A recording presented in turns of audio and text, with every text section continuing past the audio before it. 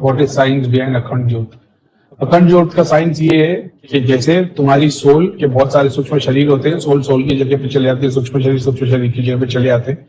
उसमें से अगर मैं सिर्फ एक दिया अगर अखंड ज्योत के नाम पे लगा दूं और मैं उधर स्पिरिट को एनर्जी चैनलाइज करूं, तो जैसे उसको कोई ना कोई फिजिकल बॉडी चाहिए, चाहे पेड़ की, पंछी की, पहाड़ की, इंसान की, नदी, पहाड़, आग, उसमें से एक अखंड ज्योत है। अब वो सूक्ष्म शरीर वहां पे जुड़ जाएगा कंटिन्यूएशन में, या तो जैसे सेम चीज जो वो अपना क्या बोलते हैं उसको, वो चिमटे से जो करते हैं ना, नाक अघोरी क्या बोलते हैं, वो आग जलती रहती है, उसको धुनी चलती रहनी चाहिए। तो जब तक धुनी चलती रहेगी वो लाइफ फोर्स जिंदा है, जैसे धुनी बंद हुई वो खत्म हो गया, अब दूसरी करोगे दूसरी आएगी, सेम चीज अखंड ज्योत करेगी। तो तुमने कोई शक्ति बिठा दी, एग्जाम्पल के तौर पे तुम एक सर्टन मंदिर की वहां की चलती हुई ज्योत, वो भी वो जो सेंटर में जलती है, मंदिर में 1000 दिए लगे वो नहीं, जो वहां लगता है पैर के आगे, तुमने वो जला के लिया, और वो भी ऐसा नहीं जला के ले लिया और लेकिन जो ये प्रोसेस जानते हैं उनको पता है कि किसी भी कुल देवी देवता को अपने घर पे स्थान लेके आना है, तो ये गांव भुआ में बहुत होता है, मंदिरों से जोत जलवा के वो वाला दिया लेते तो बुझता नहीं है, जो स्टैंड वाला आता है वो कांच के वाला, उसको लेके आते और उसको घर पे लाते, जैसे घर के अंदर लाते वो जोत का वहां से कनेक्शन बन गया। अब ये बुझ भी गई ना, मानना नहीं, लेकिन अब वो स्थान हो गया। दूसरा ये होता है कि तुम उसको कंटिन्यू जला के रखते हो, अखंड चालू ही रहती है, उसकी पावर पूरी की पूरी अलग हो जाती है। अब ये बहुत ठीक है, इन जनरल बता देता हूं, शिवलिंग सिर्फ गुरु की समाधि के ऊपर ही बनाया जा सकता है।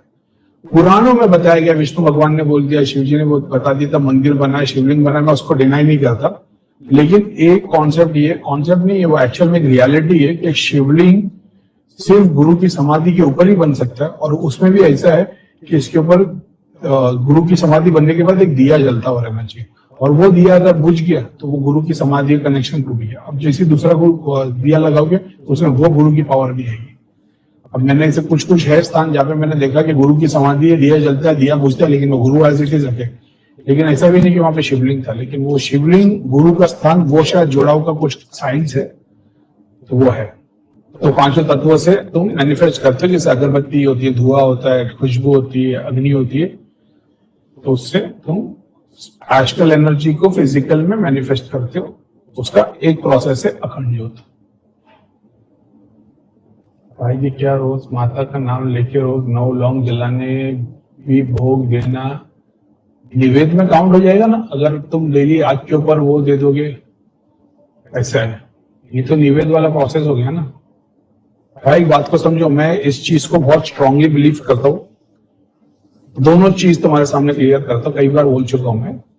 एग्जाम्पल के पहले हवन का जो प्रोसेस है, तो आयुर्वेद में आया है कि पुराण में आया, मेरे को याद नहीं है, लेकिन मैंने पढ़ा था कि हवन का प्रोसेस अगर जो सही तरीके से हो तो ठीक है, अगर तुमको सही प्रोसेस नहीं पता तो मत करो, नहीं तो वो नुकसान ज्यादा कर देगा।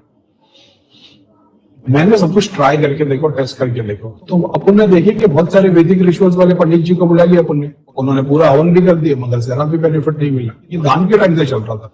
जब मैं लोगों को बोलता था हवन करना, तो बहुत सारे बोलते थे भाई हवन नहीं आता, तो उतार करके हवन करना सिखा, बोल दिया था कि वो करो। लेकिन कुछ लोग थे, मैं बोला बुला ले पंडित जी को, 2-4 हजार रुपया तो जाता है। इन लोगों ने बुलाना चालू किया, इन्होंने हवन भी किया।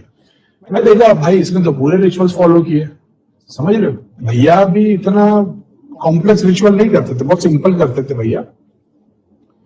लेकिन ऐसे ऐसे पंडितों को मैंने मतलब वीडियो में देखा, मैं बोला यार इससे बेनिफिट तो हुआ नहीं है, तो मेरे को वो चीज पर डाउट आने लग गया।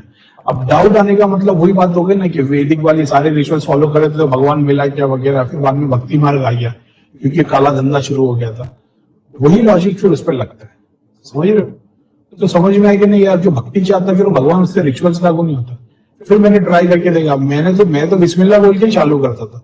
फिर ऐसा किसी का ऐसा मैंने कोई वीडियो देखा था, वीडियो में धाम की कोई बुराई कर रहा था किसी और चैनल पे, लेकिन उसका ऐसा बोलना था कि ये मुस्लिम मंत्रों को यूज करता हमारे हिंदुओं के लिए।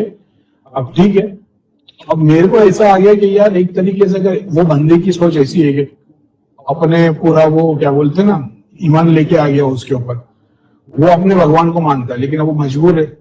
एग्जाम्पल के तौर पे मैं मुस्लिम हूँ और मैं को हिंदू तांत्रिक के पास जा रहा हूँ इलाज के लिए, और वो मेरे को बोलेगा भाई आपकी ना हवन पूजा करनी पड़ेगी। तो मेरे को ऐसा आएगा ना, ये तो मेरा प्रोसेस नहीं है। तो मेरे को उस लॉजिक से ऐसा लगा शायद तक वो हिंदू आदमी वो नहीं चाहता कि मैं मुस्लिम वाला प्रोसेस फॉलो करूं। उसके बाद से ऐसा हुआ ना कि मैं देवी देवताओं को आह्वान के लिए रिक्वेस्ट करता, एग्जैक्टली वही आता था जो मैं बिस्मिल्लाह बोल के कर रहा हूँ। बिस्मिल्लाह बोल रहा हूँ तो भी सेम रिजल्ट आ रहा है। देवी देवता मतलब क्योंकि भगवान मेरी नियत जानता है ना, उस चीज से फिर वो समझ में आने लगा कि भाई भक्ति और नियत में सब कुछ डिपेंड होता है। वो नियत लेके बैठो तो तुम 2 अगरबत्ती भी काम हो जाएगा, नहीं तो सारे रिचुअल्स का पहाड़ भी लगा दोगे तो कुछ मतलब का नहीं आएगा। अब बात आ जाती है ये तुम्हारी वाली, कहाँ गई वो, कहाँ गया वो। हाँ भाई जी क्या रोज माता के नाम से। अब ये बात हो गई कि ये बोलोगे ये लॉजिक क्या है, तुमने कहाँ से सीखा, क्योंकि तुम्हारे पहले वाला ने बोल दिया, उसके पहले ने बोल दिया। तो ये जो है ना वो जो कि खाने पीने की चीज आग में डाल दो, तो ये हवन नहीं है। तो जो वो निवेद वाला एक प्रोसेस है, जब तुम खाना ऑफर करते हो, भोग चढ़ाने वाला प्रोसेस है, वैसा वाला प्रोसेस ये है।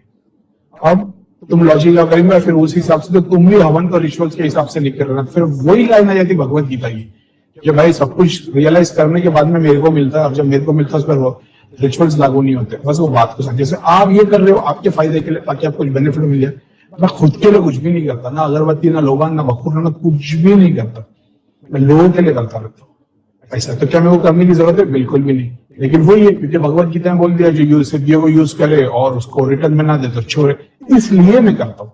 बस इतना सा बात है, मैं खुद के लिए भी नहीं करता, करने की जरूरत भी नहीं है, उसके बावजूद भी करता हूँ। तो मेरे दिमाग में कॉन्सेप्ट इतना क्लियर है कि भाई नियत मेरी नहीं है कि मैं ज्यादा करूंगा, वीडियो बनाऊंगा कि मैं बखूर जला रहा हूँ, हवन कर रहा हूँ तो मेरे वीडियो लोग देखेंगे और मेरे पास ज्यादा लोग आएंगे। मैं काम नहीं करता, मेरी भक्ति वो भक्ति जानता है और वो लोग भी उससे रियलाइज कर लेते। आप लोग पूछते हो करीब आप लोग क्या कर सकते हैं, मतलब बेस्ट है हवन कर लो, ताकि तुम भी वो काम मत करो फ्री वाला, तुम भी करो। कोई हवन नहीं कर सकता तो चैरिटी करो, लोगों को खाना खिलाओ।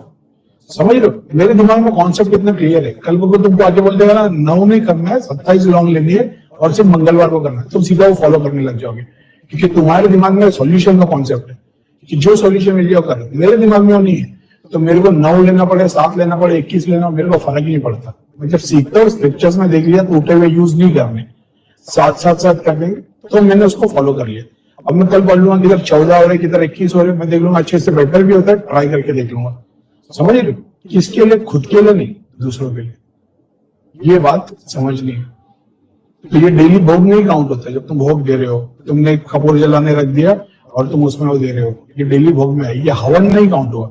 उतारा वाला जलाने वाला कैसा हो गया, बगैर हवन का, सिर्फ तुमने उतारा और जलाने रख दिया। वो कॉन्सेप्ट तो वैसे ही काम करता है ना, प्रत्यंगिरा माता वाला प्रोसेस, कोई हवन विधि थोड़ी है, उतार के जलाना चालू करो, वो प्रोसेस वैसे ही काम करता है।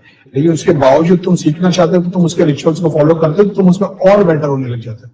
अगर एक तरीके से मैं सिर्फ और सिर्फ हवन की प्रक्रिया सीख लूं और उसी को फॉलो करने लग जाओ, मैं अपने काम में और बेटर हो जाऊंगा। लेकिन मेरे को पता है कि उसका रिजल्ट क्या आएगा, वो ही रिचुअल्स को फॉलो करके एग्जैक्टली मैंने वही काम कर लिया कि लोगों को वो क्या बोलेंगे ना, उसके ही बलबूते वो क्या डिपेंडेंट कर दूंगा मैं कि ऐसे करोगे तो ही होगा। और मेरा पूरा कॉन्सेप्ट ही यही है कि नहीं, भगवान ऐसा नहीं है जो बोलेगा साफ सुथरे कपड़े में और टाई पहनो, सूट पहनो, जूता पॉलिश करो, सीधे चलते हो ना।